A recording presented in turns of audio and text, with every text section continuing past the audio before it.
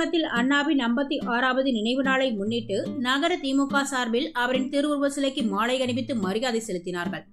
மறைந்த பேரறிஞர் அண்ணா அவர்களின் 56வது நினைவு நாள் முன்னிட்டு பல்வேறு பகுதிகளில் திராவிட முன்னேற்ற கழகம் சார்பில் பல்வேறு நிகழ்ச்சிகள் நடத்தி சிறப்பாக கொண்டாடினார்.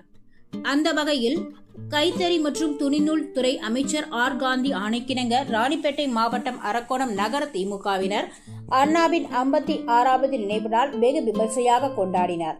அதில் நகர திமுக சார்பில் எஸ். மணி தலைமையில் ஒடியன் மணி மற்றும் பழனிப்பேட்டை ஆகிய பகுதிகளில் அமைந்துள்ள அண்ணா திருவுருவ சிலைக்கு ஊர்வலமாக சென்று நகர கழக அவைத்தலைவர் துரை சீனிவாசன் கலந்து கொண்டு மாலை அணிவித்து மரியாதை செலுத்தினர்.